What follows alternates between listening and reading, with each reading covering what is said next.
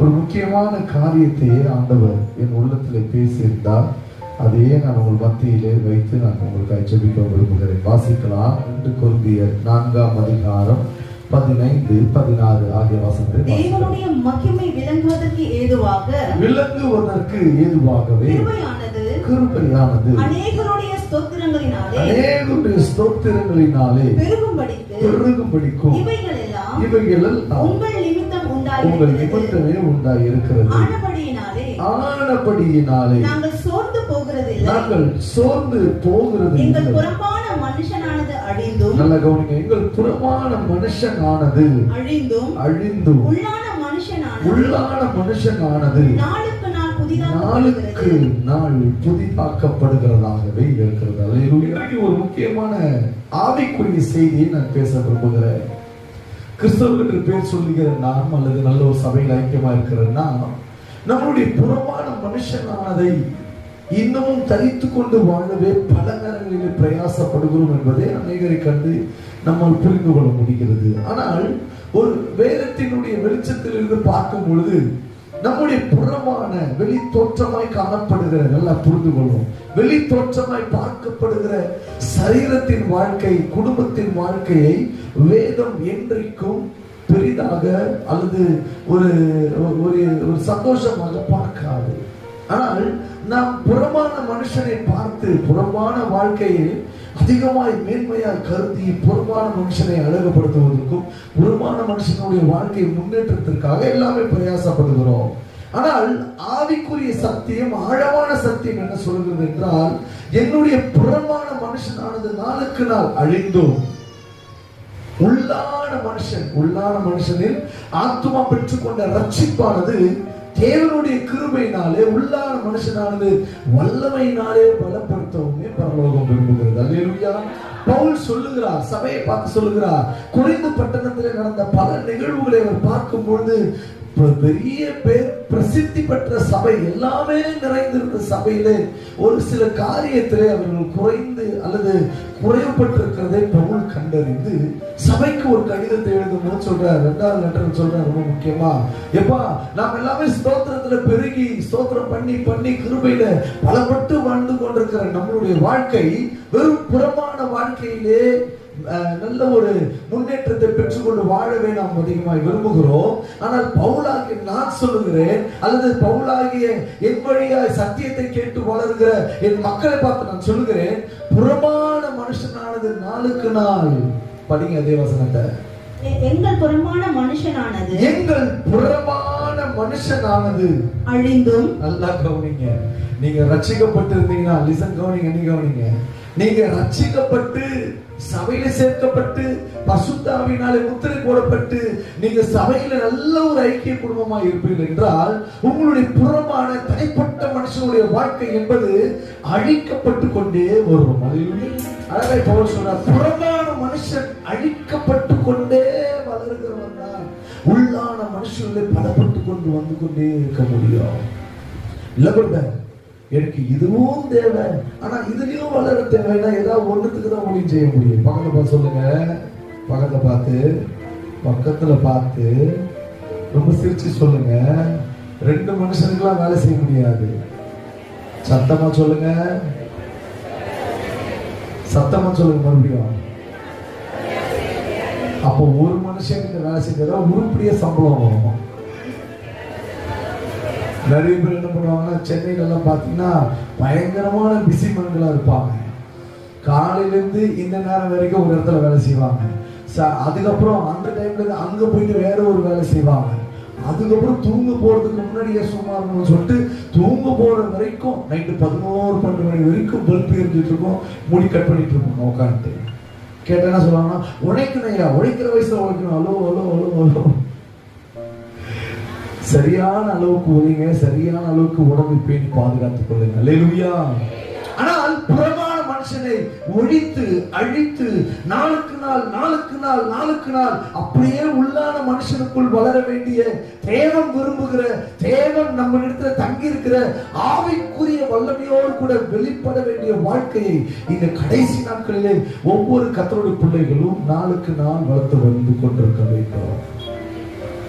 ஏன் பிரதர் ஒரு சின்ன பிரச்சனையை பிசாசு கொண்டு வரும் பொழுது ஏன் ஆவியில சோர்வடைந்து கலக்கமடைந்து ஒரு விதமான பதட்டம் அடைந்து பயந்து விட்டு விடுகிறோம் என்றால் நாம் புறமான மனுஷனை பெரிய பில்டப்பை காண்பித்து கொடுத்து பெரிய பெரிய அளவுல நாம் வளர்ந்து நல்ல செல்வ பொருட்களை நல்ல வாழ்வாதாரத்துல உயர்ந்திருக்கிறோம்னா சில ஆவிக்குரிய போராட்டங்கள் வரும்பொழுது அல்லது பிசாசுக்குரிய சில போராட்டங்கள் எதிர்ப்புகள் வரும்பொழுது உள்ளான மனுஷனை பலப்படாமல் வாழ்ந்த வாழ்க்கை நம்மை அப்படி சற்று கீழே தள்ளி விடுகிறது.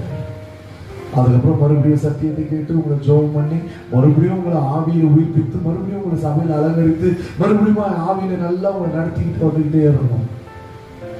ஒன்று புரிந்து கொள்ளுங்கள், புறம்பான மனிதனை ஒழித்து தேவனுடைய வார்த்தையினாலே ஒழித்து தேவையில்லாத சில காரியங்களை நாம் ஒதுக்கி வைத்து நாம் உள்ளான மனுஷனை பலப்பட வேண்டும் என்றால் நாம் சில பயிற்சிகளை எடுப்பது நமக்கு அவசியமாக இருக்கிறது. சும்மா போய் கேட்டு போறதுனால நான் இன்னைக்கு செய்தி நல்லா இருந்தது பிரதர், எங்க சென்னையில சொல்லுவாங்க, ஐயோ சூப்பரா இருந்தது எனக்கு செய்தி நல்லா இருந்ததுயா, ஆண்டவரே கூட பேசினாரு. அடுத்த முறை உங்களை பார்க்கும் போது எப்படி இருக்கணும்? பேசின வார்த்தை உங்களுக்குள்ளே கிரியை செய்திருக்க வேண்டும். அல்லேலூயா. அப்பனா கேட்கிற வண்ணமாவே உட்காந்து சினிமா தேட்டர்ல படத்தை பார்த்து பழகி ஆஹா அப்படி விசில் அடிச்சு கையை தட்டு வெளியே வந்துட்ட உடனே அதுக்கப்புறம் வேலைக்கு போற மாதிரி அப்படி அல்ல சபை. Hello hello hello. ஒரு நாடகத்தை பார்த்து ஆஹா நாடகத்தை எப்படி வந்துச்சேன்னு சொல்லிட்டு கண்ணீரெல்லாம் வச்சு அந்த நாடகத்தையே யோசிச்சு அதுவல்ல கிறிஸ்தவ வாழ்க்கை. புறமான மனுஷன் நாளுக்கு நாள் அழிக்கப்படுகிற புறமான மனுஷனை தேவையில்லாத மனுஷனை அழித்து நான் உள்ளான மனுஷன்ல ஆவியில பலப்படும்படிக்கு என்னை நானே ஆவிக்குரிய மனிதனாக தேவனுடைய சித்தத்தின்படி என்னை ஆவிக்குரியவனாக வளர்ந்து வருகிறவனாக என்னை மாற்றிக்கொள்ள நான் பிரயாசப்பட வேண்டும். நீங்க நல்ல ஆவியில வளர்ந்தவங்க தான் இல்லைன்னு சொல்ல, ஆனால் சில தடுமாற்றங்கள் சிலருடைய வாழ்க்கையில் வருகிறது. அதுதான் நம்ம பார்க்க போகிறோம். உள்ளான மனுஷனை ஆவியில பலப்படுத்திக் கொள்ளும்படிக்கு சில புறமான காரியங்களை நாம் தள்ளுவது நமக்கு அவசியமாக இருக்கிறது. இந்த புறமான மனிதனை தள்ளி உள்ளான மனுஷனை பலப்படணும்னா நம்ம ஒன்னே ஒண்ணுதான் செய்யணும், கர்த்தரை மட்டும் தான் பார்க்கணும். சரி, பவுல் சொல்லுகிறார் புறமான மனுஷனை தள்ளிட்டு உள்ளான மனுஷனை பலப்படணும்னா நாம் செய்த பல காரியங்கள் ஒன்று உண்டு. பவுல் பல காரியம் செய்திருக்கிறார், பல தியாகங்களை செய்திருக்கிறார், பல அடிகள் பட்டிருக்கிறார், பல அவமானங்களை பட்டிருக்கிறார், சாப்பிடாமல் இருந்திருக்கிறார், கடலில் ஒரு நாள் முழுக்க கடல்ல இருந்திருக்கிறார். அந்த மனுஷன் மாதிரிலாம் என்ன ஊழியம் செய்ய முடியாது, எங்களால முடியவே முடியாது, சொட்டு போட்டாலும் எங்களால முடியாது. பல கடுமையான உபத்திரவங்களை அனுபவித்தவர் தான் கிறிஸ்துவை குறித்து பகிரங்கமாக வைராகியமாகவே பேச முடியும். அல்லேலூயா. அவர் சொல்லுகிறார், நான் ஒன்று செய்தேன், புறமான மனுஷனை அழித்து என்னுடைய உள்ளான ஆவிக்குரிய ஆத்துமாவினுடைய பலனை அதிகரித்துக் கொள்ள நான் ஒன்று செய்தேன், அதையே நான் உங்களுக்கு சொல்லிக் கொடுக்கிறேன். அல்லேலூயா, அல்லேலூயா. என்ன செய்யணும்? பக்கத்துல பார்த்து பேசுறேன். சிஸ்டர் என்ன செய்யணும்னு சொல்றாரு, பக்கத்துல பார்த்து பேசுங்க. எல்லாம் தள்ளி உட்கார்ந்து இருக்கீங்களே, நான் என் ஸ்டைல் இப்படிதான், எல்லாரும் ஒன்னா இருக்கணும், பக்கத்துல நெருங்கி உட்காருங்க. ஆண்களோடு பெண்களோடு நல்ல பேசாத ஆளா இருந்தா பார்த்து முதல்ல அவங்க கிட்ட பார்த்து பேசுங்க, திரும்ப இருக்க போறீங்க. அல்லேலூயா. பக்கத்துல சொல்லுங்க, என்னதான் செய்யணுமா? வசனம் சொல்லுகிறதை செய்யுங்க. அவர் சொல்லுகிறபடியே நீங்களே சொல்லுங்க, அவர் சொல்லுகிறபடியே ஏமா நான் சொல்றது இல்லம்மா, நீங்க முடிக்கணும், செய்யுங்கள் சொல்லுங்க. அவர் சொல்லுகிறபடியே என்ன இயேசு சொல்லுகிறார் அதை பார்த்து நாம் செய்தி முடிக்கலாம். யோவான் எழுதின சுவிசேஷ புத்தகம் முதல் காலத்திலிருந்து பார்ப்போம். யோவான் எழுதின சுவிசேஷ புத்தகம் 10ஆம் அதிகாரம் இருந்து வாசிக்குவாங்க. நான் சொல்லும் போது அர்த்த வசனங்கள் வாசிக்கலாம். ஒன்றிலிருந்து வாசிங்க. மெய்யாகவே நான் உங்களுக்கு சொல்லுகிறேன், ஆட்டு தொழுவத்துக்குள் வாசல் வழியாய் உட்பிரவேசியாமல் வேறு வழியாய் ஏறுகிறவன் கள்ளனும் கொள்ளைக்காரனுமாய் இருக்கிறான். வாசல் வழியாய் பிரவேசிக்கிறவனோ ஆடுகளின் மேய்ப்பனாய் இருக்கிறான். வாசலை காக்கிறவன் அவனுக்கு திறக்கிறான். ஆடுகளும் அவன் சத்தத்துக்கு செவி கொடுக்கிறது. அவன் தன்னுடைய ஆடுகளை பெயர் சொல்லி கூப்பிட்டு அவைகளை வெளியே நடத்தி கொண்டு போகிறான். அவன் தன்னுடைய ஆடுகளை வெளியே விட்ட பின்பு அவைகளுக்கு முன்பாக நடந்து போகிறான். ஆடுகள் அவன் சத்தத்தை அறிந்திருக்கிறபடியினால் அவனுக்கு பின் செல்கிறது. அந்நியருடைய சத்தத்தை அறியாதபடியினால் அவைகள் அந்நியனுக்கு பின் செல்லாமல் அவனை விட்டு ஓடிப்போம் என்றார். அவர் சொல்லுகிற ஒரு உவமையை புரிந்து கொள்ளுகிறவர்களுக்கு அதை புரிந்து கொள்ளும், புரியாதவர்களுக்கு அப்படியே இருந்திருக்கும். அவர் என்ன சொல்றாரு அப்படின்னா, இன்றைக்கு மெய்ப்பர்களாகிய அநேகருடைய சபைகள் இருக்கிற பிரச்சனையை ஆண்டவர் தன்னுடைய ஜீவியத்தை கொண்டு அவர் கற்றுக் கொடுத்ததை நாம் இன்றைக்கு நம் சபைக்காக நாம் பார்க்க போகிறோம். உள்ளான ஒரு மனுஷன் ஆவியிலே பலப்பட்டு புறமான மனுஷனை நாம் நாளுக்கு நாள் வெறுத்து தேவனுடைய சாயலாக மாற்றிக்கொள்ள, தேவன் விரும்புகிற வண்ணமாக மாற்றிக்கொள்ள வேண்டும் என்று சொன்னால் இந்த சத்தியத்தின் உபதேசத்துல தான் சபையானது கட்டப்பட்டிருக்க வேண்டும். அவர் சொல்லுகிறார், மெய்யாகவே நான் ஒரு கதை சொல்றேன். அது ஆட்டு தொழுவத்திற்குள் வாசல் வழியாய் பிரவேசியாமல் வேறு வழியாய் வருகிறவர்கள் எல்லாரும் கள்ளரும் கொள்ளைக்காரமாக இருக்கிறான். சபைக்கு வந்துட்டு நல்ல ஆவியில பலப்படாம, சத்தியத்திற்கு கீழ்ப்படியாம, அல்லது சபையை மேம்போக்காக பார்க்க விரும்புகிறவர்கள் இந்த வாசலுக்குள் பிரவேசிக்க முடியாது. அப்படியே பிரவேசித்தாலும் அவருடைய மனம் புறம்பே இருக்கிற மனிதனுக்கு குறித்தே அக்கறை காட்டிக் கொள்ளும், அந்த புறமான மனிதனை குறித்தே அதிகமாய் மேன்மைப்படுத்திக் கொள்ளும். உள்ளான மனுஷன் அது வாய்க்காதனால பல காரியங்கள் அவங்களுக்குள்ள வந்துடும். அதனுடைய தொடர்ச்சி அவரே விலக்கி பேசுகிறார். அதுதான் ரொம்ப முக்கியம். அதை வாசிட்டு வந்துடலாம். 7ல இருந்து வாசிங்க. ஆதலால் இயேசு மறுபடியும் அவர்களை நோக்கி, நான் கொஞ்சம் மெல்லமா சொல்லி கொடுத்துட்டு போறேன். இந்த சத்தியம் ரொம்ப ஆழமான சத்தியம், உங்களுக்கு புரிய வைக்கிற அளவுக்கு ஆண்டவர் கிருபை தருவாராக. ஆதலால் இயேசு மறுபடியும் அவர்களை நோக்கி, நானே ஆடுகளுக்கு வாசல் என்றார். மெய்யாகவே உங்களுக்கு சொல்லுகிறேன், எனக்கு முன்னே வந்தவர்கள் எல்லாரும் கள்ளரும் கொள்ளைக்காரருமாய் இருந்தார்கள். ஆடுகள் அவர்களுக்கு செவி கொடுக்கவில்லை. ஆடுகள் அந்த கள்ளர்களுக்கும் கொள்ளைக்காரர்களுக்கும் செவி கொடுக்கவே இல்லை. நானே வாசல், என் வழியாய் ஒருவன் உட்பிரவேசித்தார். நல்லா கவனிங்க, நானே வாசல், என் வழியாய் ஒருவன் உட்பிரவேசித்தார் அவன் ரட்சிக்கப்படுவான். அவன் உள்ளும் புறமும் சென்று மேய்ச்சலை கண்டடைவான். நல்ல கவனிங்க, இப்பதான் சத்தியம் ஆரம்பிக்குது. தெளிவாய் அவர் சொல்லுகிறார், நான் ரட்சிக்கப்படுவதற்கு முன்னாடி புறமான வாழ்க்கையில என்னென்னவோ பண்ணிட்டு இருந்தேன். ஒரு கரை காணாத ஒரு படகை போல நடுக்கடலில் நான் தத்தளித்து கொண்டிருந்தேன். என் கர்த்தரை காப்பாற்றி கொண்டு வந்து சபையில சேர்த்தார்.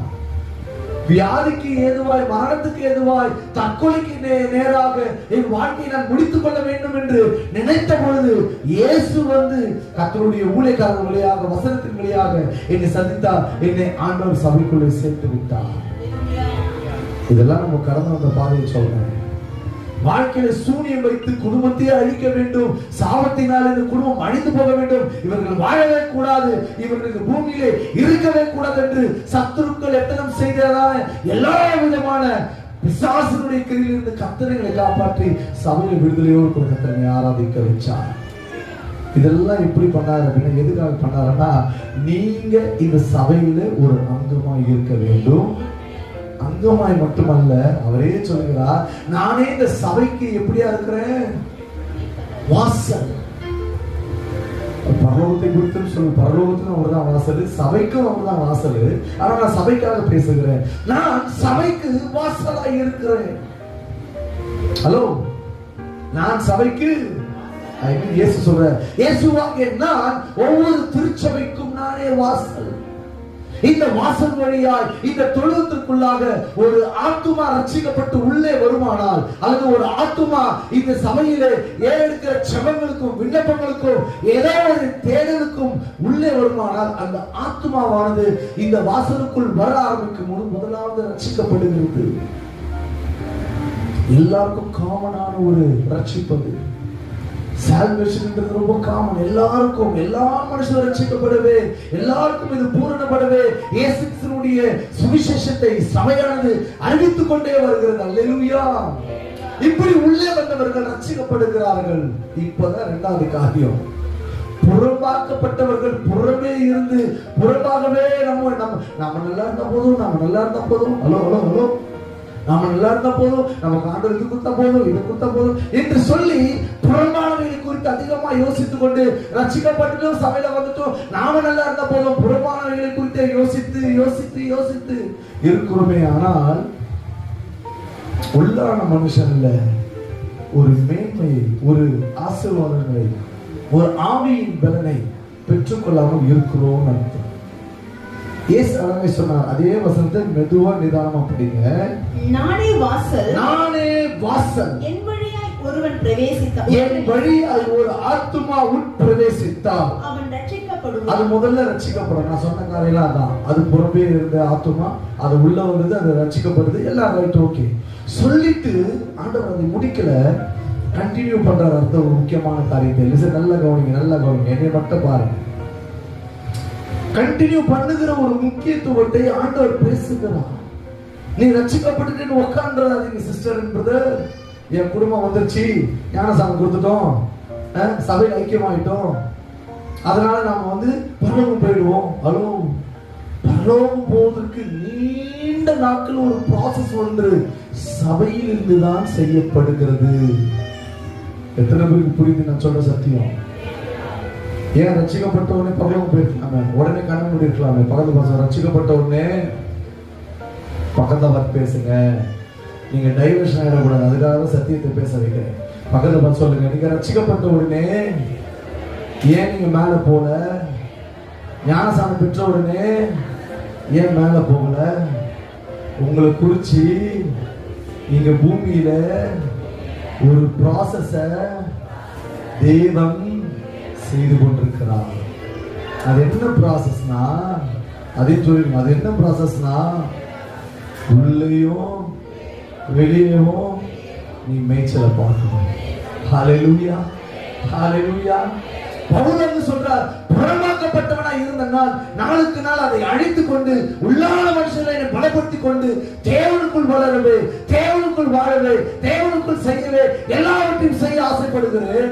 காரணம், அதை நான் வெறுக்கிறேன். புறமானவைகளை, உலகத்துக்குரியவைகளை நான் வெறுத்து என்னை ஆவிக்குரியவனாக, என்னை ஆண்டவருக்குரியவனாக, என்னை ஆண்டவருக்கு முழு முழு முழு மூச்சோடு ஒப்புக் கொடுக்கவே, என் ஆவியை பலப்படுத்திக் கொள்ளவே நான் உள்ளான மனுஷனை பலப்பட விரும்புகிறேன். அதை ஆண்டவர் எங்க சொல்றாரு? ரட்சிக்கப்பட்டு சபையில சேர்ந்துட்டு இல்லையா நீ? ஹலோ, ரட்சிக்கப்பட்டு சபையில சேர்ந்துட்டு ரட்சிக்கப்பட்டு உட்கார்ந்துடாத. இப்பதான் உங்களுக்கான ப்ராசஸே ஆரம்பிக்கிறது. புரிஞ்சவங்க ஆமென் சொல்லிருப்பாங்க. இப்பதான் உங்களுக்கான பயிற்சியும் ஆரம்பிக்கிறது. இப்போதான் உங்களுக்கு குறித்ததான நல்லம்பிக்கையை தேவன் உருவாக்க ஆரம்பிக்கிறார். அதை தான் ஆண்டவர் சொல்றாரு, என் ஆடுகள் நானே வாசல் என்று அறிந்து உள்ளே வந்தவுடனே ரட்சிக்கப்படுகிறது. ரட்சிக்கப்பட்ட இவர்கள் உள்ளும் புறமும் சென்று மேய்ச்சலை. இப்ப இதுக்கு முன்னாடி இதெல்லாம் நீங்க பார்க்காம இருக்கிறீங்க. சொல்றேன், நானும் நீங்களும் இந்த மேய்ச்சலை கண்டறியாமல் உலகம் போன போக்கிலே நாம் போய்கொண்டிருந்தோம். இந்த சத்தியத்தை அறிந்து கொள்ளுகிற ஞானம் நம்மிடத்துல இல்லை. நம்மளுடைய மனக்கண்களை பிசாசு குருடாக்கி வைத்திருந்தான். ஆகவே புறமான மனுஷனாகவே ஆஹா ஓஹோ என்று வாழ்ந்து கொண்டிருந்தோம். ஆண்டவர் சொல்றாரு, இந்த சரீரம் கொஞ்ச நாள்ல போயிடும், நித்தியமா நான் கொடுக்க போகிற நித்திய மீட்பு என்பது நான் இருக்கிற வரைக்கும் அவர் இருக்கிறவராகவே இருக்கிறேன் என்று சொன்ன வார்த்தையின்படி நாமும் அவரோடு கூட யுகா யுகமாய் வாழும்படிக்கு நம்மை ஆண்டவர் உள்ளும் புறமும் மேய்ச்சலை கண்டடைய செய்கிறார். ஹல்லேலூயா, ஹல்லேலூயா. இந்த மேய்ச்சலை கண்டடைகிறது தான் பார்க்க போகிறோம். உள்ளும் புறமும். இப்ப பவுல் சொல்றார், பவுல் சொன்ன அந்த காரியத்திலிருந்து இப்போ ஆண்டவர் சொல்லுகிறதை நான் சொல்லுகிறேன். அந்த தொழுவத்திற்குள் வந்த இந்த ஆடுகள் உள்ளும் புறமும் சென்று மேய்ச்சலை கண்டடையுமா. வேற ஒரு கமெண்ட்ல அழகா சொல்லுது, அது உள்ளேயும் போயிட்டு வரும், புறமும் போயிட்டு வரும். எங்கு போனாலும் சரி, எங்கு வந்தாலும் சரி, மேய்ச்சலை பார்த்து கொண்டே இருக்கும். அது புஷ்டியாக்கப்பட்டு கொண்டே இருக்கும். அது ஒரு நாளும் அந்த மேய்ச்சல் இருந்து அது விடுபடவே விடுபடாது. இந்த மேய்ச்சல் என்பது கர்த்தருடைய வார்த்தையை குறிக்கிறது. இன்னும் உங்களுக்கு விளக்கமா சொல்ற மாதிரி, இன்னும் புரிய வைக்கிற மாதிரி சொல்றேன். சங்கீதம் 23 எல்லாம் தெரிஞ்ச வசனங்கள், வேகமா வாசிங்க. 2ஆம் வசனம் இல்ல, முதல்ல இருந்து வாசிங்க சீக்கிரம். கர்த்தர் மேய்ப்பராக இருக்கிறார். நான் தாழ்ச்சி அடைய. அவர் என்னை, நல்ல கவனிங்க, அவர்னா மேய்ப்பர், என்னை, என் ஆத்துமாவை, சபையை என்ன பண்றாருன்னா, அவர் என்னை புல்லுள்ள இடங்களிலே மேய்த்துக் கொண்டே வருவார். அமர்ந்த தண்ணீர்கள் அண்டையிலே உங்களை கொண்டு போய் விடுகிறார். அவர் என் ஆத்துமாவை தேற்றுகிறார்.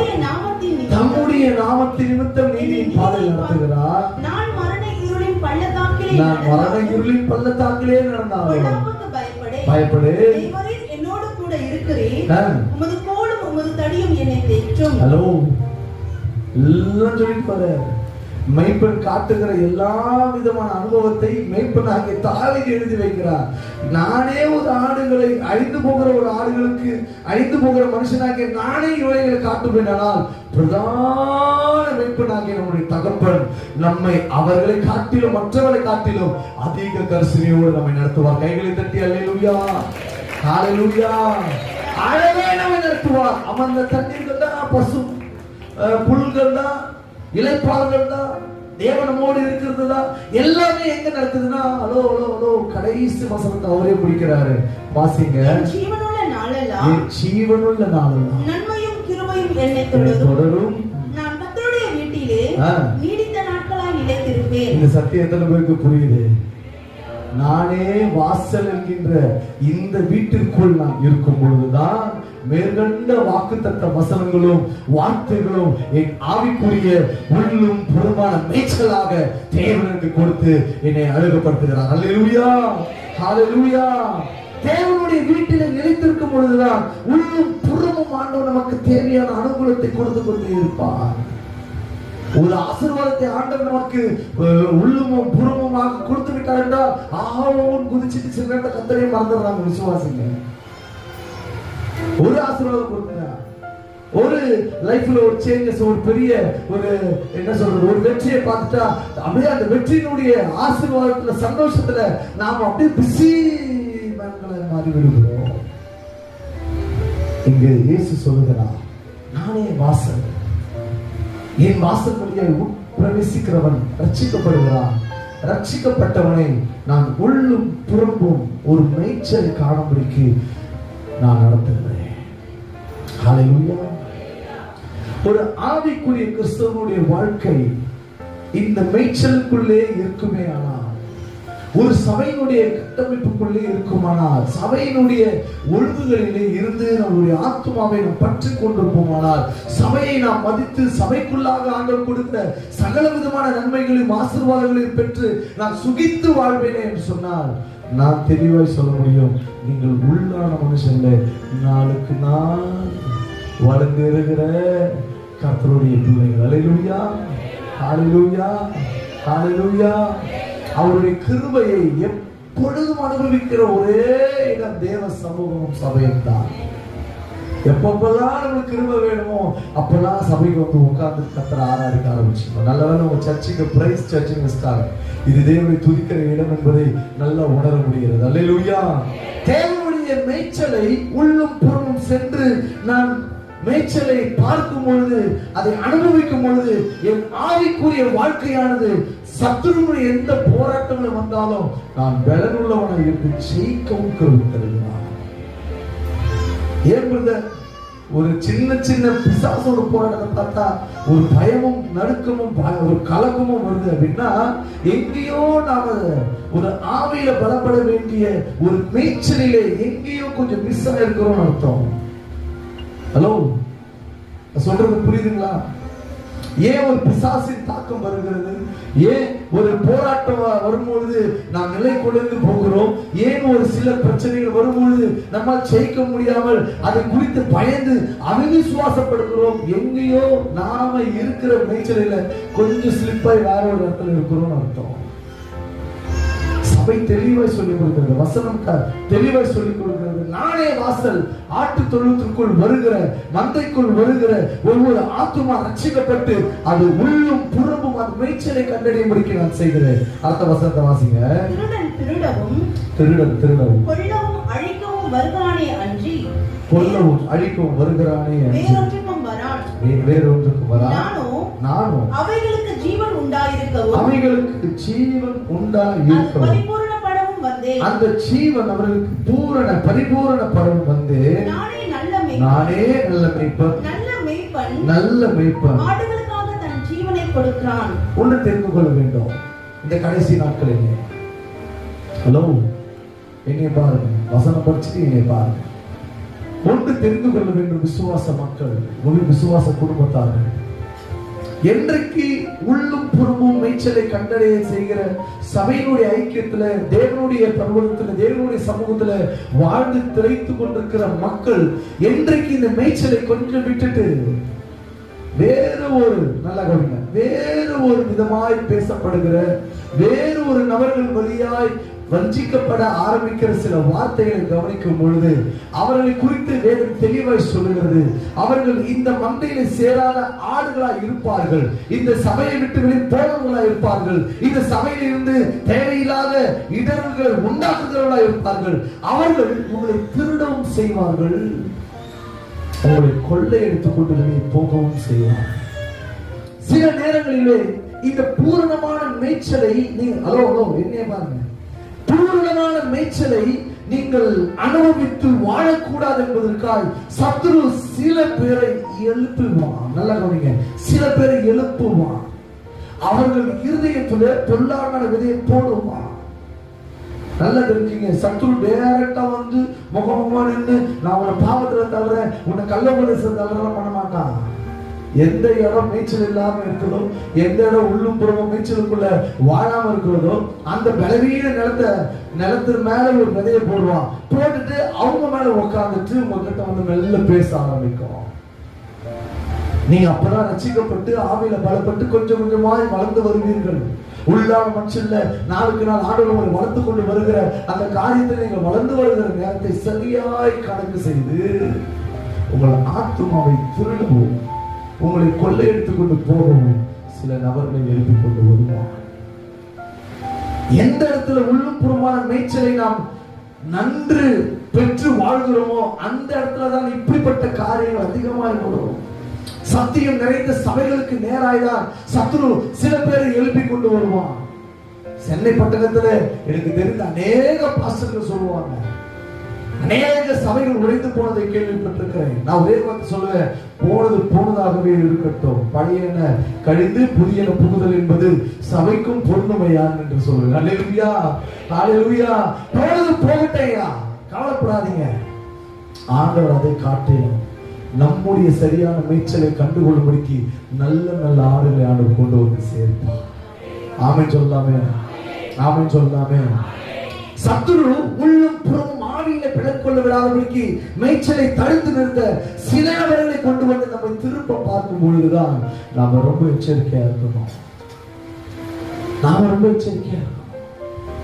இந்த இடம் தான் ரொம்ப முக்கியமான இடம்.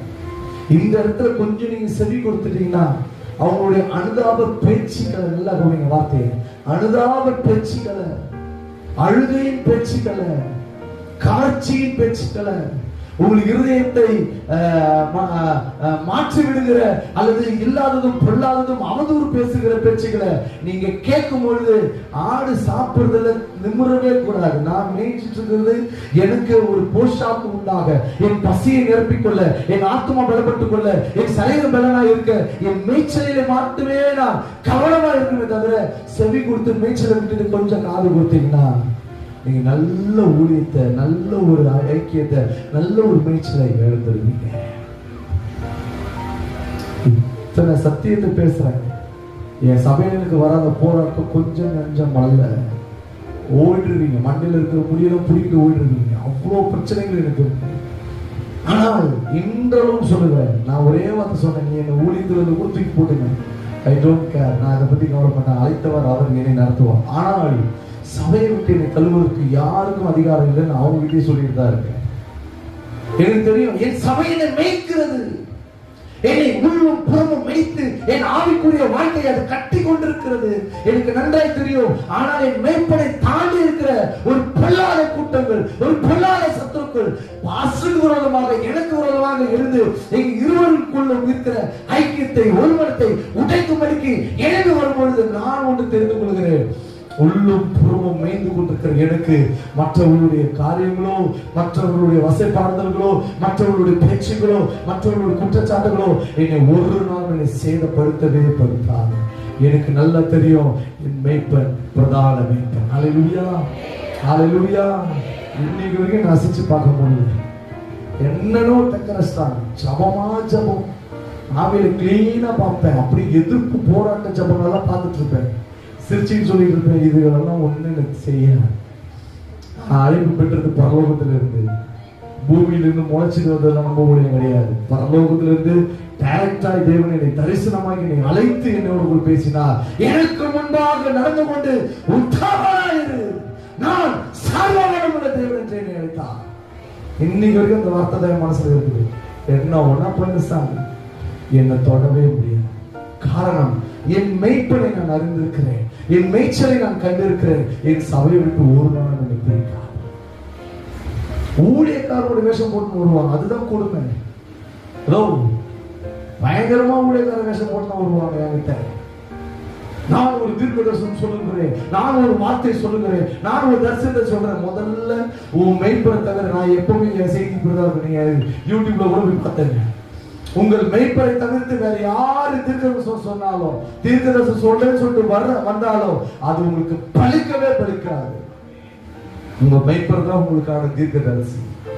ஆமென் சொல்லுமே. நான் என் வாழ்க்கையில அப்படிதான் வச்சுட்டு இருக்கிறேன். அதனால உங்களுக்கு நான் தைரியமா சொல்றேன், என் மெய்ப்பர் தான் எனக்கு தீர்க்கதரிசி, என் மெய்ப்பர் தான் எனக்கு பிரதான அப்போஸ்தலன், என் மெய்ப்பர் தான் எனக்கு மெய்ப்பர், என் மெய்ப்பர் தான் எனக்கு போதகர், என் மெய்ப்பர் தான் எனக்கு சுவிசேஷகர். இந்த தெளிவு உங்களுக்கு இருக்குமானால் கள்ளர்களும் கொள்ளைக்காரர்களும் உங்களை வந்தாலும் உங்களை தொடவே முடியாது. நீங்க ஆவியில பலப்பட்டு கொண்டிருக்கிற அந்த காரியத்தை செஞ்சுக்கிட்டே இருப்பீங்க. ஹல்லேலூயா. புரியுதா நான் பேசுற செய்தி? எத்தனை பேருக்கு புரியுது? முடிஞ்சா உங்களுக்கு சந்தேகமா இருந்தா முடிச்ச உடனே என்ன வந்து கேளுங்க, நான் சத்தியத்தை சொல்றேன். நேரம் இல்லாதனால கொஞ்சம் சுருக்கமா பேசுறேன். உள்ளும் புறமும் சென்ற மேய்ச்சலை கண்டு கொண்டிருக்கிற இந்த ஆத்துமாவானது புறமான மனுஷனை கொஞ்சம் கொஞ்சமா ஒதுக்கிட்டே வரும். என்ன ஒதுக்கும்? இந்த மேய்ச்சலை நான் பார்த்து, இந்த மேய்ச்சலுக்குள்ளே என்னை நான் வளர்த்துக் கொண்டு, இந்த மேய்ச்சலையே நான் நாடி சரியான பாதைக்கு நேராக நான் போய் கொண்டிருப்பேன். ஆனால் என் ஆத்துமாவிலே தேவன் கொடுக்கிற அபிஷேகம் நாளுக்கு நாள் வளர்ந்து கொண்டே வரும். ஆமென். அபிஷேகம் பிடிக்காதோ? ஹல்லேலூயா. நாளுக்கு நாள் இந்த அபிஷேகம் எனக்குள்ளே வளர்ந்து கொண்டே வரும். மேய்ச்சல்ல நான் கவனமா இருப்பேன். ஆனால் என் மீது ஊற்றப்படுகிற கர்த்தருடைய வார்த்தையின் அபிஷேகமா இருக்கட்டும், கர்த்தருடைய அளவில்லாத அன்பின் அபிஷேகமா இருக்கட்டும், அது என்னை நாளுக்கு நாள் கிறிஸ்துவுக்குள்ளே உள்ளான மனிதர்களை பலப்படுத்தி அபிஷேகத்திலே என்னை வேறொன்று எழும்ப செய்கிற, கனிகள் கொடுக்கிற தேவனுடைய விருட்சத்தின் மரங்களை தேவன் என்னை ஆசீர்வதிப்பார். உங்களையும் தேவன் அப்படிதான் வச்சிருக்கிறார், உங்களையும் தேவன் அப்படிதான் வச்சிருக்கிறார். சரியான சத்தியம் நிறைந்த சபைக்குள்ள நீங்க இருக்கிறீங்க. இந்த சத்தியத்தை தாண்டி நீங்கள் வேறொரு சத்தியத்தை முயற்சி பண்ணி மேய்ச்சலை நீங்கள் விரும்பி வேறொரு சத்தியத்துக்குள்ள நீங்கள் உள்ள போகும்போது உங்கள் ஆவிக்குரிய மனிதன் முதல்ல லூஸ் ஆகுவான். ஹலோ, முதல்ல நம்ம மனுஷன் லூஸ் ஆகுவான்.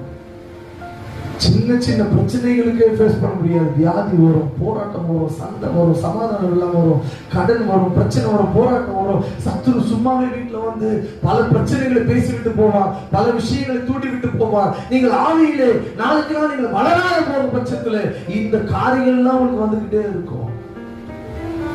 வேலை இல்லாத காரியம், வேலை நல்லா செஞ்சாலும் வர வருமானத்துல எனக்கு நிறைவில்லாத காரியம் எங்க வருது அப்படின்னா எங்கேயோ மேய்ச்சல் நம்ம மிஸ் பண்றோம்னு அர்த்தம். நல்ல மேய்ப்பனை, நல்ல ஒரு தொழுவத்தை நாம் சரியாய் புரிந்து கொள்ளாமல் நாம் ஏதோ ஒரு மேய்ச்சலை விரும்பி நாம் தேட ஆரம்பிக்கிறோம் என்று அர்த்தம். மறுபடியும் சொல்றேனே, என் மேய்ப்பருடைய செய்தியை நான் ரொம்ப விரும்பி விரும்பி கேட்டுக்கிட்டே இருப்பேன். அவ்வளவு ஆசை கொள்ளலாம் கேட்டுக்கிட்டே இருப்பேன், சிரிச்சுக்கிட்டே இருப்பேன். கேட்டுக்கிட்டு எவ்வளவு மகிமையான பேசுறாரு என்னோட. அந்த பசுமையான வார்த்தைகளும் தேவனுடைய வார்த்தைகளும் சரியான மேய்ச்சலின் வார்த்தைகளும் எனக்குள்ள வரும் பொழுது என் ஆவியை அடுத்த கட்டத்திற்கு நல்லா புரிந்து கொள்ள வேண்டிய வார்த்தையை அடுத்த நிலைக்கு, அடுத்த ஒரு உயர்வுக்கு, அடுத்த ஒரு மேன்மைக்கு, அடுத்த ஒரு ப்ரமோஷனுக்காக வேண்டிய உயர்த்த ஆரம்பிக்கிறார். அதுக்குதான் சபை சத்தியம் ரொம்ப முக்கியம் சொல்றது. அல்லேலூயா. நான் சென்னையில எல்லாம் சொல்றேன், லோக்கல்ல இருக்கிற பாஸ்டர்களையோ எந்த ஒரு சத்தியம் பேசாத மனுஷனை புல்பிட்ல ஏத்தாதன்னு சொல்லுவேன். தனக்கு சாதகமா வந்து எனக்கு பாட்டு கொடுத்தார் கத்தர் பாட்டு கொடுத்தாருன்னா மத்தவங்களை பாட வைப்பார். பக்கத்து பசங்க உங்களுக்கு கத்தர் பாட்டு கொடுத்தாருன்னா பக்கத்துல பார்த்து பேசுங்கய்யா, நல்லா கதை கேட்குறீங்க ஐயா. கத்தர் உங்களுக்கு பாட்டு கொடுத்தாருன்னா நீங்க பாட மாட்டீங்க, மற்றவங்களை பாட வைப்பீங்க. அதுதான் பாட்டு. அதை கேட்டு பிசாசுக்கு வைக்கணும் வேட்டி. அல்லேலூயா, அல்லேலூயா. தானே அப்படிதான் அழகா சொல்லுவாங்க, ரைமிங்கா பேசுவாங்க. நம்ம ஊட்டியார் அவர். அல்லேலூயா, அல்லேலூயா. உங்களுக்கு கத்தர் ஒரு பாட்டு கொடுக்கிறாரு. ஐயா எனக்கு பாட்டு கொடுத்தாருயா, சரி ஓகே, ஒரு முறை வந்து கூப்பிட்டு பயன்படுத்துறீங்களா? அந்த பாட்டே சோக பாட்டாவே பாடி சோக கதை பேசி அனுதாபத்தை பேசிக்கிட்டு இருந்தாங்கன்னா அவங்க உங்களை ஒரு ஆவியை பலப்படுத்தாதவர்கள். நான் சாட்சி சொல்றேன்னு வந்துட்டு புல்பீட்ல ஏறிட்டு சாட்சி சொல்றேன் சொல்லிட்டு நடந்த கதை இந்த கதை அந்த கதை போன கதை சொல்லிட்டு காமெடி பண்ணிட்டு இருந்தாங்கன்னா தயவு செய்து ஏத்திக்காதீங்க, மண்டல ஏத்திக்காதீங்க. சில பேர் பாஸ்டர்ஸ் தொந்தரவு பண்ணுவாங்க, ஐயா நான் வரையா கத்தர் எனக்கு காமிச்சாரியா உயிரை வாங்கி இவருக்கு காமிக்காத கத்தர் அவருக்கு காமிச்சார் உள்ள வந்துட்டு பாஸ்டருடைய அபிஷேகத்தை இழக்க வச்சுட்டு சபையும் அடைச்சு போட்டுட்டு அது மாதிரி காய்க வாங்கிட்டு போயிடும். புரிந்து கொள்ளுங்க சபையே, சரியான மேய்ச்சல் சபை மேய்ப்பர் தான் உங்களுக்கு கொடுக்க முடியும். புரிந்து கொள்ளுங்க. இந்த ஆழமான சத்தியத்தில் நீங்க தெளிவா நின்றுட்டீங்கன்னா உங்களை அடிச்சுக்கிறது இந்த காயல் பட்டணத்துல வேற எந்த சபையும் வரவே இல்லை. ஆமென் சொல்லிருக்கணும் சத்தமா. ஹல்லேலூயா. சத்தியத்திலே நீங்க வேற ஒன்றி உள்ளும் புறமும் மேய்ச்சலை கண்டு நீங்கள் வாழும்போது கள்ளர்களும் கொள்ளைக்காரர்களும் வந்து உங்களை அவருடைய கையில் இருந்து பறிக்கவே முடியாது. இந்த மேய்ச்சலை கண்டடைக்கிற 2 குணாதிசயம் நமக்கு வேணும்.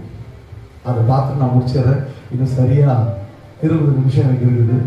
முயற்சி பண்ணுகிறேன். அல்லேலூயா. எனக்கு டைம்லாம் பத்தாது. நைட்டு மட்டும் கொஞ்சம் டைம் ஐயாட்ட முன்னாடி கேட்டு வாங்கிடுறேன். சீக்கிரம் வந்திருக்கேன். ஏன்னா ஃபேமிலி பற்றி நிறைய பேசுறது இருக்குது. சரி, இந்த உள்ளும் புறம்பான மேய்ச்சலை கண்டடையணும்னா இந்த ஆடுகள் சில விஷயங்கள் செய்ய வேண்டியது இருக்கு. எல்லாம் கவனித்துக் கொள்ளுங்க. நல்ல மேய்ச்சலை, புஷ்டியான ஆசீர்வாதமான செழிப்பான தேவனுடைய பர்வதத்துக்கு நேராக, தேவனுடைய பரம காணலுக்கு நேராக நான் சரியாய் வழி நடக்க வேண்டுமானால் ஆடுகள் கவனிக்க வேண்டிய அல்லது ஆடுகள் கற்றுக்கொள்ள வேண்டிய 2 முக்கியமான ஆவிக்குரிய சத்தியத்தை இயேசு பேசியிருக்கிறார். அதைதான் நான் உங்க மத்தியில் வைக்கிற முதல் காரியத்தை. அதே யோவானுக்கு எழுதின சுவிசேஷ புத்தகம் 10ஆம் அதிகாரம் 14 இருந்து வாசிங்க. நானே நல்ல மேய்ப்பன், பிதா என்னை அறிந்திருக்கிறது போலவும் நான் பிதாவை அறிந்திருக்கிறது போலவும் நான் என்னுடையவைகளை அறிந்தும் என்னுடையவைகள் அறியப்பட்டும் இருக்கிறேன். ஆடுகளுக்காக என் ஜீவனையும் கொடுக்கிறேன். இந்த தொழுவத்தில் உள்ளவைகள் எல்லாம் வேறே ஆடுகளும் எனக்கு உண்டு. அவைகளையும் நான் கொண்டு வர வேண்டும். அவைகள் என் சத்தத்திற்கு செவி கொடுக்கும். அப்பொழுது ஒரே மந்தையும் ஒரே மேய்ப்பனும் ஆகும். ஒரே மேய்ப்பனாய் மாறும். நல்லா கவனிங்க. இதான் ஃபர்ஸ்ட் பாயிண்ட். இவ்வளவு பேசுறதெல்லாம் இன்ட்ரோடக்ஷன். கொஞ்சம் உங்களை ஆண்டவர் அப்படி கொண்டு வந்தார். பவுல் சொன்ன இந்த புறமான மனுஷன் கழினா சில காரியங்கள் மந்தைக்குள்ள வரணும். இந்த மந்தை வந்தா இயேசுதான் உங்களுக்கு வாசல். இந்த வாசலுக்குள்ள இருக்கிற சகல சம்பூர்ணத்தையும் உங்களுக்கு சொல்லிக் கொடுப்பாருன்னா ஒரு பெரிய இன்ட்ரோவா போச்சு. ஆனால் இந்த ஆடுகள் 2 முக்கியமான காரியத்தை செய்யுமே. ஆனால் உள்ளும் புறமும் போய் சபைக்கு போய் வருகிற ஆத்துமா, தன்னுடைய ஆத்துமாவை பலப்படுத்துகிற ஆத்துமா அந்த ஆடுகள் தன்னுடைய எல்லா விதமான ஆசீர்வாதங்கள் மேய்ச்சலையும் சரியாய் கண்டறிந்து கொள்ள வேண்டும் என்றால் இந்த ஆத்துமா, இந்த ஆடுகள் செய்ய முதல் காரியம் சத்தத்திற்கு சரியா செவி கொடுக்க வேண்டும். ஹல்லேலூயா, ஹல்லேலூயா. இயேசு சொன்னார் அதே அதிகாரத்தில் 27 வாசிங்க. ரொம்ப முக்கியமான வார்த்தை 7. என் ஆடுகள், நல்லா கவனிங்க. இயேசு சொல்லுகிறதை நான் வாசிக்கிறேன். என் ஆடுகள் என் சத்தத்திற்கு செவி கொடுக்கிறது. என் சத்தத்திற்கு பகல்வா சொல்லுங்க. நீங்க ரொம்ப செவி கொடுக்குறீங்களா? ஆண்டு சொல்றதெல்லாம் கேட்குறீங்களா பிரதர் சிஸ்டர்? ஹலோ, பேசிக்கவே மாட்டீங்க. ரொம்ப அன்பான விசுவாசிகளா இருக்கிறீங்க. நல்லா பேசுனீங்கன்னா அவர்களை உற்சாகப்படுத்துவதாக அது இருக்கும். அல்லேலூயா. என் சபையில பாருங்க, ஐயா சொன்னாரு, நான் பக்கத்துல ஐயாவே நான் பார்த்ததே இல்லை. ஐயா சொன்னோன்னு சொன்னேன், ஐயா நல்லா இருக்கீங்களா என்று கேட்டேன். அது மாதிரி பக்கத்துல பரிச்சயமாய் பார்த்து பேசும்பொழுது அவர்கள் சோர்ந்து போயிருப்பார்கள், ஆனால் உங்க மேல இருக்கிற அபிஷேகம் அவங்களுக்குள்ள கடந்து போகும். அதுக்குதான் பக்கத்தை பார்த்து பேச சொல்றேன். எங்க சென்னையில ஒரு பாஷையை நான் சொல்லி பேசுவீங்க, பேசினா எத்தனை பேர் கல் எடுப்பீங்க தெரியாது. வாய் திறக்கலாம், வாயில புண்ணு வந்துடும் சொல்லுவேன். இதுக்குன்னே ஜாங்க வாய் திறந்து பேசிக்கிட்டே இருக்கும். நல்லா நம்மளோட நல்லா பேசும். அல்லேலூயா, ஹல்லேலூயா. ஒரு சும்மா ஒரு பண்ணுக்காக சொன்னேன். தேவனுடைய வார்த்தை வரும்போது தான் மற்றவங்களை உற்சாகப்படுத்துங்க, அது அவங்களுக்கு பலனாய் மாறும். அல்லேலூயா. அழகாய் சொல்லுகிறார், ஒரு ஆடு மேய்ச்சலை சரியாய் அறிந்து கொள்ள வேண்டும் என்றால், ஒரு மேய்ச்சலுக்குள் அது போய் தனக்கான ஆதாரத்தை அது பெற்று புஷ்டியாக வாழ வேண்டும் என்றால், சுகத்தோடு வாழ வேண்டும் சொன்னால், பரம காணானுக்கு நேராக தன்னை ஆயத்தப்படுத்திக் கொள்ள வேண்டும் என்று சொன்னால், முதல்ல மேய்ப்பனாகி இயேசு கிறிஸ்துவினுடைய சத்திய வார்த்தையை கவனமாய் நீங்கள் கவனிப்பது அவசியம். ஐயா, சத்தியத்துக்காக நான் சபையில இருந்துட்டு இருக்கிறேன் நீங்க சொல்றீங்க அப்படின்னா நம்ம கேட்போம். எப்படி கேட்போம் தெரியுமா? ஆண்டவர் மத்திய அழகா ஒரு ஊமை சொல்லுவான். விதைக்கிறவன் ஒருவன் புறப்பட்டான். அவன் விதைக்க சில விதைகள் வழி அருகே விழுந்தது, சில விதைகள் கற்பாறை நிலத்திலே விழுந்தது, சில விதைகள் முள்ளுகளுக்குள்ளே விழுந்தது, சில விதைகள் நல்ல நிலத்திலே விழுந்தது. கேட்கிற விதத்துல பல காரியங்கள் உண்டு. வசனத்தை பேசுகிறவர்கள் எல்லாருக்கும் தான் நாங்கள் பேசுகிறோம். ஆனா நீங்க எந்த இடத்துல இருக்கீங்கன்னு இந்த 3 கேட்டகரி நீங்க தான் பார்த்துக்கணும். வழி அருகே உட்கார்றவங்க அங்கேயே கேட்டு அங்கேயே விட்டுட்டு போயிடுவாங்க. கற்பாறைகளுக்கு நடுவே இருக்கிறவங்க அப்படியே அப்படியே எழுந்து அப்படியே எழும்ப முயற்சி பண்ண, ஆனா கற்பாறைக்கு நடுவில் அந்த விதை எழுப்பி அதுக்கு மேல வளராம உள்ளேயே புசுக்கி போயிடும்.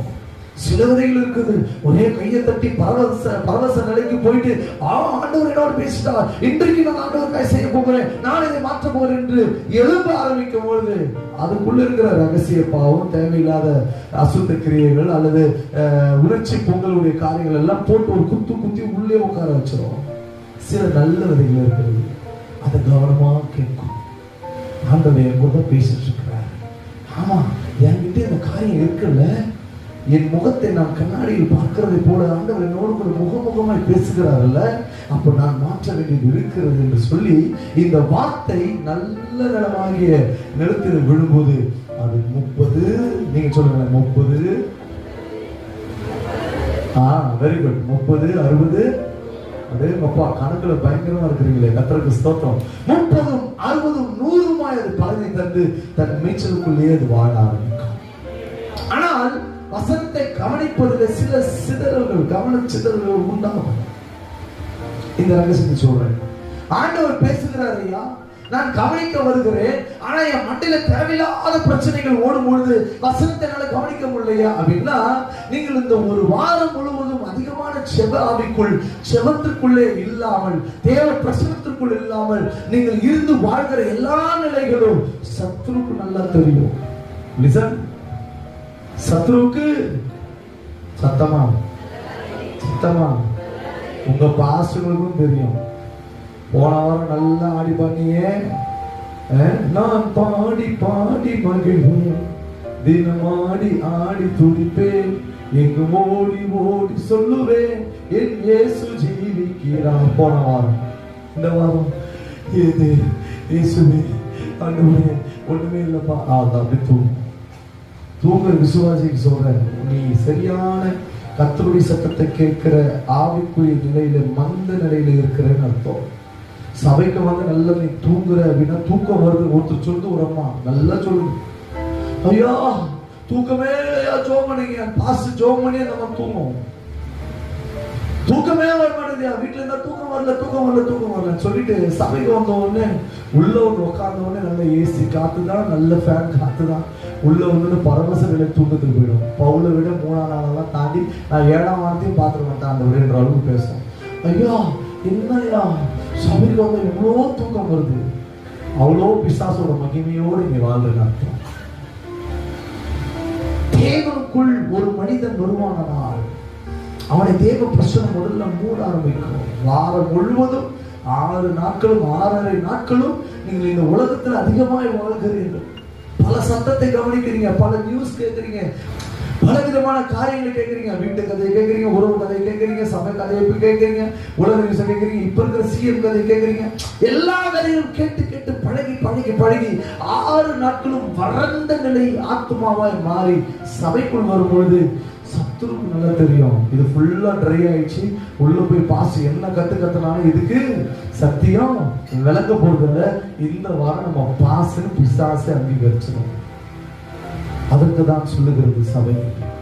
ஏன் சபையில 7 நாட்கள் ஊழியர்கள் நடத்துவதற்கு பிரயாசப்படுகிறோம் என்று சொன்னால், சில செபிக்க முடியாத நபர்களுக்காக சபையில் அவர்கள் வந்து அவர் கூட்டத்தில் கலந்து கொள்ளும் பொழுது, தேவனை துதித்து பாடி செபிக்க ஆரம்பிக்கும் பொழுது, தங்களுக்குள் வருகிறதான பலவீனங்கள் அவர்களை தாக்காதபடிக்கு காத்துக் கொள்வதற்காகவே சபையில ஊழியர்கள் நடந்து கொண்டிருக்கிறது. புரியுதா நான் பேசுறது? எத்தனை பேருக்கு விளங்குது? விளங்குறவங்க சத்தமா சத்தமா? என் சத்தத்தை நாடு கவனிக்குமே, ஆனால் அதற்கு நான் பேசுகிறது புரியும். அண்மையில பென்னி ஜோஷுவாவுடைய ஒரு இன்ஸ்டா ரீல் ஒன்று வந்தது. ரொம்ப அற்புதமான ஒரு ரீல். அசந்து போயிட்டேன் நான். இப்ப ஞாபகம் வருது, என்னைக்கோ பார்த்தேன். என்ன மறக்கல தெரியுமா பாட்டு? என்னை விட்டு மைக்ல பாடலாம். என்ன மறக்கல, என்னை விட்டு விலகல, ஏக்கமுள்ள கண்ணால நீங்க. அந்த பாட்டை எடுத்த சூப்பர் பாட்டு, ஃபர்ஸ்ட் கிளாஸ் பாட்டு. ஃபர்ஸ்ட் கிளாஸ் பாட்டு ரொம்ப பிடிக்கும். என்னுடைய இருதயத்துக்கு நெருக்கமான பாட்டு. சிறந்ததெல்லாம் கூட்டத்தில் இருக்க, தரம் இழந்த என்னை தேடி வந்தது. இந்த ஷூட்டிங்கை முடிச்ச அந்த நாட்கள்ல ஒரு காரியத்தை சொன்னாங்க.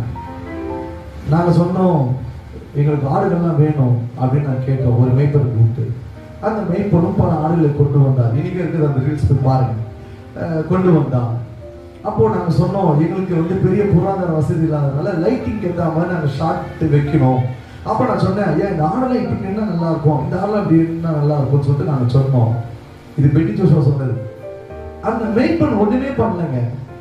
அந்த மேய்ப்பன் சொல்றாராம் அப்படின்னு ஒண்ணு, அதுக்கு எல்லாம் அழகா திரும்புதான். இந்த கேமரா வைக்கிற டைரக்ஷனுக்கும் ஷாட்ஸ்களுக்கும் ஏத்த மாதிரி இந்த ஆடை வந்துட்டு அப்படி கலைஞ்சி இருந்த மாதிரி இருந்தா, போ தள்ளி போ தள்ளி போ தள்ளி போ, அதுக்கு விலகி போதான். அதே ஆடுகளை ஒருமுகப்படுத்துங்க அப்படின்னா ஒருமுகப்படுத்துறாராம். ஏ வா வீடியோ இல்ல வா வா வா வா அந்த மாதிரிதான் சொல்லிட்டு பெட்டி சொல்றாரு, ஒரு மெய்ப்பெண்ணுடைய சத்தத்தை அந்த ஆடுகள் எவ்வளவு கவனிக்குது பாருங்கன்னு சொன்னாரு. புரிஞ்சவங்க புரிஞ்சவங்க புரிஞ்சவங்க. இதுதான் மெய்ப்பனுடைய, மெய்ப்பனுக்கும் ஆடுகளுக்கும் இருக்கிற பிணைக்கப்பட்ட உறவு. இன்னும் நம்ம பாஷை சொல்லணும்னா, இங்கிலீஷ்ல சொல்லணும்னா யங்ஸ்டருக்கு புரியும், லவ்வோ லவ். இந்த லவ் கர்த்தர் மேல சரியா இருக்குமானால் சரியாய் புரிந்து கொள்ளும். இந்த அன்பு மெய்ப்பனை சரியாய் வழி நடத்துகிறான். ஓ மெய்ப்பன் இங்க நம்மளுக்கு வந்துட்டு மேய்ச்சல் இல்ல போடுகிறது, அதனால மெய்ப்பன் நம்மளை திருப்புறாரு என்று அதை கவனித்து அது திரும்புகிறதா. இப்படிதான் ஆண்டவர் நீங்கள் பரம காரணத்துக்கு நேராக வரம் பிடிக்க சில நேரங்களில் கண்டித்து பேசுவோம். ஏன் மெய்ப்பர்கள் சிலத்தை கடிந்து கொள்றாங்க தெரியுமா? அவங்க ஆவியினுடைய வைராகியத்துல ஆண்டவர் அவர்களுக்கு கொடுக்கிற வார்த்தையின்படி அல்லது ஏவுதலின்படி சபையை கண்டித்து பேசுவார்கள். அப்ப ஆடு சுதந்திரம், ஐயோ நான் ஐயோ கூட்ட போறீங்க ஐயா எப்பவுமே பேசவே மாட்டாங்க, இன்னைக்கு நாங்க ஐயா பேச ஐயா பேசல. ஹலோ, பிரதான மெய்ப்பனுக்குள் இருந்து பேசுகிற சத்தம் அது. சத்தம் வரலையே, சத்தம் வரலையே, சத்தம் வரலையே. நீங்க சொல்ல உங்க வாழ்க்கையில அது நடக்கும். அதுக்குதான் ஆமென் சொல்றேன். அல்லேலூயா, ஹalleluya. ஒரு பிரதான மெய்ப்பனாகிய இயேசு தன் மந்தையை நடத்த வேண்டிய விதத்தை மெய்ப்பர்கள் வழியாக தான் உங்களோடு கூட பேசுவார். அதுதான் பெட்டி ஜோஷுவா சொல்றாரு. இந்த ஆடுகள் இப்படி வர சொல்லுங்க பிரதர்னா, டேய் வா ஓரவா ஓரவா ஓரவா என்று சொன்ன உடனே அதெல்லாம் வந்தது. ஐயா இந்த ஆடுகளை கழிச்சு விடுங்க ஐயா, கொஞ்சம் நடுவில் நிக்கணும் சொன்ன, நீ அடிப்போ இவர் நடுவில் போய் நின்னவனே அந்த ஷாட் எடுத்து முடிச்சாங்க. அப்ப நான் ஒண்ணு யோசிச்சேன், ஒரு மெய்ப்பனுடைய ஆழமான சத்தம் யாரு குரல் கொடுக்கிறாரு கூட ஆட்டுக்கு தெரியுது. ஏன் பெட்டி ஜோஷுவா சொல்லியிருக்கலாமே, உங்களுக்கு சொல்றேன், பெட்டி ஜோஷுவா சொல்லியிருக்கலாமே, ஆடு தெளிப்போ போடுவோம், இவர் ஸ்டைல் வர மாதிரி இருக்கும். புரியுதா நான் சொல்றது? இவர் என்ன சொல்லுவாரு, அப்படின்னு சொன்னா கூட புரியாது. அதனால அவர் என்ன பண்ணாங்கன்னா, இதுதான் நம்ம சொன்ன இது கீழ்ப்படியாது. ஹலோ, நம்ம சொன்னா ஏறாது. அவங்க சொன்னாதான் அந்த மொழி புரியும், அந்த வார்த்தை புரியும், அந்த சத்தம் புரியும் என்று சொல்லி, ஐயா நீங்களே கொஞ்சம் பாத்துக்க சொன்ன உடனே அவர் சொல்லி கொடுத்த அந்த ஷார்ட், அந்த அந்த பாட்டை எடுத்து கொடுத்தாங்க. ஆண்டவர் சில இந்த மெய்ப்பர்கள் வழியை அப்படிதான் பேசுவார், அன்பாய் பேசுவார்.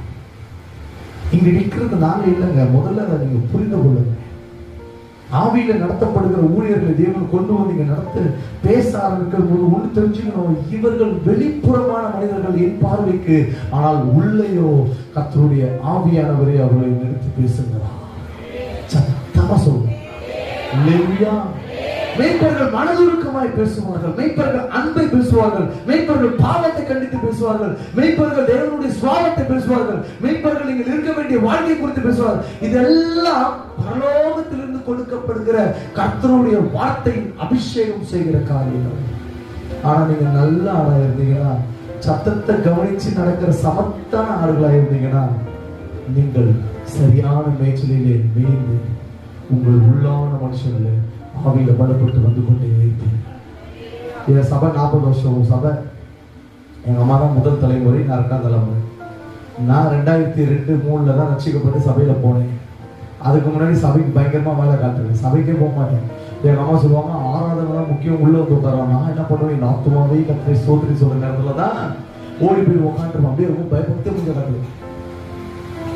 நான் எவ்வளவு பெரிய பயங்கரமான ஆளு பாருங்க. இன்னைக்கு ஊர் ஊரா போயிட்டு ஆண்டவர் தான் தேவன் என்பதை ஜீவிக்கிற தேவன் என்பதை சொல்லிக் கொண்டிருக்கிறேன். அப்படிதான் இருந்தேன். என்னை ஒரு நாள் ஆண்டவர் தொட்டார், தேவனுடைய அபிஷேகம் என் மீது வந்தது, என் வாழ்க்கை மாறியது. அன்றிலிருந்து அந்த ஆராதனை 7 மணிக்கு என்று சொன்னால் 7 மணிக்கு முன்னதாகவே 6:30 மணிக்கே ஒரு சைக்கிள் எடுத்துட்டு உரிமை உட்கார்ந்து ஆண்டவரை துதிப்பேன், பேசுவேன், ஆண்டவரோடு கூட சம்பாஷணை செய்வேன். அந்த வாரம் முழுவதும் நடக்கிற எல்லா கூட்டங்களிலும், அபிஷேக கூட்டங்களிலே இருந்து இருந்து இருந்து ஆவியிலே, என் ஆத்துமாவிலே ஒரு பலனை, உள்ளான மனிதன் ஒரு பலனை ஆண்டவர் கொடுக்கும்படிக்கு எனக்கு கிருபை தந்தார். இன்னைக்கு நான் அவருக்காக இந்த பரிசுத்தமான ஊழியத்தை செய்ய ஒன்றுக்கும் தகுதி இல்லாத என்னை தேவன் தெரிந்து கொண்டார். அல்லேலூயா, அல்லேலூயா. அன்னைக்கு 2002 ரட்சிக்கப்பட்டு எப்படி காது கொடுத்து கவனமா கேட்டனோ, இந்த நிமிஷம் வரைக்கும் அப்படிதான் என் மெய்ப்பனோட சத்தியத்தை கேட்கிறேன். அதுக்கு நான் பொண்ணும் சாட்சி, என் மனைவியும் சாட்சி. எழுதுவேன், எழுதிக்கிட்டே இருப்பேன். மெய்ப்பன் சொல்றதெல்லாம் எழுதிக்கிட்டே இருப்பேன். எழுத எழுத என் இருதயத்துல வசனங்கள் பதிய ஆரம்பித்தது, ஆழங்கள் பதிய ஆரம்பித்தது, ஆவியானோட சத்தம் பதிய ஆரம்பித்தது. கவனித்து கேட்க கேட்க என்னுடைய பரமான மனுஷன் வாலிப வயசுல எனக்கு வந்ததான அநேக காரியங்களை எளிமையாய் சேர்க்கத்தக்கதால் இந்த வார்த்தையின் சத்தமும் வார்த்தையும் எனக்குள் விதைக்கப்பட்டது. வாலிப பிரயாணத்துல பரிசுத்தமான வாழ்வை வாழ்ந்து நல்ல ஒரு பரிசுத்த திருமணத்தை தேவன் கேட்டு கொடுத்தார். அல்லேலூயா. எவ்வளோ காரியத்தை தாண்டி வந்திருக்கும். என்னை காத்ததெல்லாம் இந்த கர்த்தருடைய வார்த்தையும் மெய்ப்பனின் சத்தமே. உங்களுக்கும் அதான் ஆண்டவர் சொல்றாரு, என் ஆடுகள் உள்ளும் புறமும் சென்று மேய்ச்சலை கண்டறியுமானா, என் சத்தத்தை கவனமா கவனிக்கும்.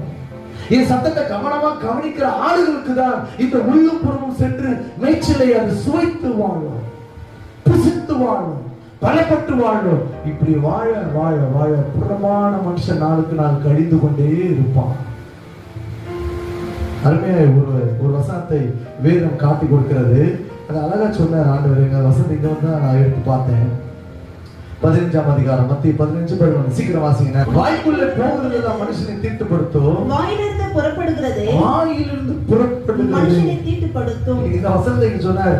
சில பேரோட வாய் சுத்தமா இருந்தா போதும். ஹலோ, சில பேரோட வாய் கண்டதையும் பேசிக்கிட்டு, மற்றவர்களை பற்றி பேசிக்கிட்டு, குறை சொல்லிக்கிட்டு, கசப்பை வச்சுக்கிட்டு, முறுமுறுப்பை வச்சுக்கிட்டு, பொய் பேசிக்கிட்டு, மற்றவர்களை விழத்தள்ளும்படிக்கான பல வார்த்தைகளை பேசுகிற இந்த வாய் நம்மை தீட்டுப்படுத்திக் கொண்டே இருக்கும். இருதயம் தீட்டுப்பட, இருதயம் அசுசப்பட, இருதயமானது அழுக்கோடு கூட வாழ வாழ வாழ தேவ சத்தத்தை கவனிக்க முடியாது உங்களால். ஹலோ லிசன், யாருக்கோ தான் ஐயா பேசினார், எனக்கு பேசுவேன்ற ஒரு துணிகரம் வர ஆரம்பிச்சிடும். அப்போ என் இருதயத்தை நான் பேணி பாதுகாத்துக் கொள்ள, சரியான சத்தியத்தை நான் மேய்த்து கொள்ளும்படிக்கு இந்த வசனத்தையும் மெய்ப்பனின் சத்தத்தையும் காது கொடுத்து கேட்டு என்னிடத்திலே குறை உண்டானால் ஆண்டவர் என்னை திருத்த உதவி செய்யும். ஆமென் சொல்லாமே, ஆமென் சொல்லாமே. இப்படி ஜெபிக்க ஆரம்பிக்கும். இன்னொரு இடத்துல 18ஆம் வசனம் 20ஆம் வசனம் வாசிங்க. அதே மத்தேயு 15ஆம் அதிகாரம் 18-20. 15ஆம் அதிகாரம் 18-20. வாயிலிருந்து புறப்படுகிறவைகள் இருதயத்திலிருந்து புறப்பட்டு வரும். நல்லா கவனிங்க. நீங்க சும்மாலாம் பேசல, வாயில வரதெல்லாம் பேசல, இருதயத்திலிருந்து வரதான் பேசுறீங்கன்னு ஆண்டவர் சொல்றாரு. வாயிலிருந்து புறப்படுகிறவைகள் இருதயத்திலிருந்து புறப்பட்டு வரும், அவைகளே மனுஷனை தீட்டுப்படுத்தும். சொல்லிட்டு அர்த்தம் முக்கியமானது சொல்றாரு. எப்படியெனில் இருதயத்திலிருந்து பொல்லாத சிந்தனைகளும், பொல்லாத சிந்தனைகள், கொலைபாதகங்கள், விபசாரங்களும், வேசித்தனங்களும், களவுகளும், பொய் சாட்சிகளும், தூஷணங்களும் புறப்பட்டு வரும். இவைகளே மனுஷனை தீட்டுப்படுத்தும். இந்த காரியங்கள் எல்லாம் பிசாசினால் தான் கொடுக்கப்படுகிறது. என் வாழ்க்கையில் நடந்த ஒரு சம்பவத்தை சொல்றேன். பூவோட சேர்ந்த நாரும் மணக்கும் சொல்லுவாங்க. சேரக்கூடாத ஆளோடு கூட பரிசுத்தவான் சேர ஆரம்பிப்பான். ஆனால் பரிசுத்தவானுக்கு விரோதமா எழுப்பி நிற்கிற அந்த பொல்லாத சிந்தனை உள்ள அந்த மனிதனுடைய தாக்கம், அந்த பொல்லாத ஆவியினுடைய தாக்கத்தை என் ஆவியிலே நான் குறைந்திருக்கும் பொழுது, ஆவியில பலவீனப்பட்டிருக்கும் பொழுது, சரியான மேய்ச்சலே நான் என்னை உட்படுத்தி வாழாத போது எளிமையா எனக்குள்ள அந்த சிந்தனைகள் வந்துடும். திருட கூட செஞ்சா திருட செய்ய கத்துக்கிற மாதிரி, பொய் பேசணும்னு சேர்ந்தா பொய் பேச ஆரம்பிச்சிடும், அபத்தம் பேசணும் சேர்ந்தா அபத்தம் பேச ஆரம்பிச்சிடும். விபச்சாரக்காரனோட கூட பேசணும், ஆனால் நமக்கும் விபச்சார சிந்தனைகள் வரும். நம்ம செய்ய வேண்டியதில்லை, அதுவே வந்துடும். இது இந்த இருதயத்தை எளிதாய் பற்றி பிடிக்கிற காரியம். இதிலிருந்து நாம் தப்பித்துக் கொள்ள வேண்டும் என்றால் என் வார்த்தை, என்னுடைய செவியானது, என்னுடைய இருதயமானது எப்பொழுதும் இயேசுவையே சார்ந்து இருக்க வேண்டும். அவரை விட்டு பிரியக்கூடாத, பிரிய மனமில்லாத ஒரு வாழ்க்கையை எதிர்நோக்கி வாழ்வதுதான் ஆண்டவர் சொல்லிக் கொடுக்கிற உள்ளும் புறமான மேய்ச்சலின் வாழ்க்கை. இது முதல் காரியம். இரண்டாவது காரியத்தை பார்க்கலாம். யோவான் 10ஆம் அதிகாரம் 27ஆம் வசனம் முடிச்சது. என் ஆடுகள் என் சத்தத்துக்கு செவி கொடுக்கிறது. நான் அவைகளை அறிந்திருக்கிறேன். அவைகள் எனக்கு பின் செல்லுகிறது. இரண்டாவது, ஆடுகள் கர்த்தராகிய இயேசு கிறிஸ்து என்னும் ஒரே இரட்சகரை பின் தொடர்கிற ஒரு ஆடாக, மெய்ப்படியே பின்பற்றுகிற ஆடாக நீங்கள் இருக்கும்படிக்கு ஆண்டவர் விரும்புகிறார். உலகத்தில் பல பிரசித்தியான சாமியார்கள் இருக்கிறாங்க, பூசாரிகள் இருக்கிறாங்க, வழிபாடு காட்டுகிறவங்க இருக்கிறாங்க, வழிபாடு காட்டுகிறவர்கள் வழிபாடுகளை வைத்து காண்பித்துக் கொடுக்கிறவர்கள் இருக்கிறாங்க. நமக்கு நம் தேவனுக்கு சுரூபம் இல்லை, ரூபமும் இல்லை. அவர் ஆவியா இருக்கிறார். அவரை தொழுது கொள்கிற நான் ஆவியோடும் உண்மையோடும் தொழுது கொண்டு ஆராதிக்க வேண்டும். உங்களுக்கு ஒன்று சொல்லுகிறேன், நீங்க இந்த ஊர்ல நீங்க பழகுற இடத்துல உங்க குடும்பத்துல யாரும் உங்களுக்கு ஃபாலோவர்ஸா இருக்கக்கூடாது, நீங்க ஃபாலோ பண்ற ஆளா இருக்கக்கூடாது. நீங்கள் ஃபாலோ பண்ணுகிற ஒரே ஒரு நபர் கர்த்தராகிய இயேசு கிறிஸ்து ஒருவர் மாத்திரமே. அநேகர் சொல்லுவாங்க, நான் இந்து குடும்பத்தில் பிறந்து வளர்ந்தவன், பயங்கரமான வழிபாட்டு தளத்துலலாம் உளுந்து மாதா மேரி அம்மா கிட்ட எல்லாம் போயிட்டு எங்க அப்பா மொட்டை போடுற அளவுக்கு என்னை உட்படுத்த பார்த்தவன். அப்படிலாம் போயிட்டு வருஷம் போயிட்டு 10 நாள் நல்ல கறியும் சோறு தின்னுட்டு நாங்க மாநிலம் எப்படி வருவோம், பக்தி இல்லாம போவோம், தின்றதுக்காக போவோம், தின்று மறுபடியும் எப்படி வருவோம், இப்படிலாம் வருவோம். இப்படிதான் எங்க வாழ்க்கை இருந்தது. இயேசுவை அறிந்து கொள்ளவில்லை. ஆனால் ஒரு நாள் இயேசு என்னை சந்தித்தான், என் வாழ்க்கையில ஒரே ஒரு வெளிச்சத்தை காண்பித்தார். நானே கர்த்தர், நானே உன் பரிசுத்தராகிய தேவன் என்று சொன்னார். என் வாழ்க்கையை பரிசுத்தமாய் மாற்றினார். இயேசுவை எதுக்கு நான் பின்பற்றுகிறேன்னா, நான் பரிசுத்தவானாய் வாழ வேண்டும் என்பதற்காக. நேரம் இல்லைன்னா சுருக்கமா சொல்றேன். எதுக்கு நான் பின்பற்றணும் அப்படின்னா, என் உள்ளான மனிதன் பரிசுத்தமாய் வாழும்படிக்கு என்னை காத்துக்கொள்ளவே நான் அவரை பின்பற்ற வேண்டும். மெய்ப்பன் நடந்து போகிற வழியிலே ஆடுகள் நடக்குமே, ஆனால் மெய்ப்பன் நடக்கிற வழியில் இந்த ஆடுகள் அந்த மெய்ப்பனுடைய பாதையிலே நடக்குமானால் ஒன்று தெரிந்து கொள்ளுங்கள், நீங்கள் பரம காணலுக்கு நேராக டேக் டைவர்ஷன் தெளிவா நேர் ரூட்டுக்கு போயிட்டு இருக்கீங்கன்னு அர்த்தம். புரியுதா? சத்தமா அதை விட்டுட்டு அரசியல்வாதிக்கு பின்னாடி நான் போனேன், போஸ்டிங் கிடைக்கும், எங்க தலைவர் இவர் ஆயிட்டாரு அவர் ஆயிட்டாரு, நீ தலைவரை பார்த்து ஓடினா, சினிமாக்காரன் பின்னாடி போனினா, அல்லது இங்க வசதி வாய்ப்புகளோடு கூட பெரிய ஆளா இருக்கிற பெரிய பெரிய தலைகிட்ட போயிட்டீங்கன்னா நாளுக்கு நாள் நம்மளுக்கு இது கிடைக்கும்னா, தயவு செய்து சொல்றேன், நீங்கள் மேய்ச்சல் உள்ளும் புறமும் மேய்ச்சல் கண்டடைக்கிற அந்த பாக்கியத்தை விட்டு உலக பிரகாரமா போய் புறமானவைகளிலே உங்களை பலப்படுத்திக் கொள்ள பார்க்கிறீர்கள். உள்ளான மனுஷன் நாளுக்கு நாள் சோர்வடைய ஆரம்பிக்கிறான், பலவீனம் அடைய ஆரம்பிக்கிறான். இதனாலே நீங்கள் பரம காணலுக்கு போகிற வாய்ப்பையும் நீங்களே தடுக்க விடுகிறீர்கள். அதுக்கு தான் சொல்லுகிறேன், உங்களுக்கான ஒரே ஒரு முன்மாதிரி அவர்களான இயேசு கிறிஸ்து. அவரை பிரதிபலித்து காட்டுகிற ஒரே இடமும் நபரும் உங்கள் மேய்ப்பர்களும் உங்கள் விசுவாசிகளும் தான். அல்லேலூயா. நீங்க கர்த்தரை பின்பற்றுங்க. கர்த்தர் உங்களுடைய புறமான மனுஷனை ஒதுக்கி உள்ளான மனுஷனை பலப்பட்டு வாழ்வீங்க. அல்லேலூயா. அப்படியே கண்களை மூடி, thank you Jesus. நான் அவர் ஆலயம், எனக்குள்ளே இயேசு. வாய் திறந்து, நான் அவர்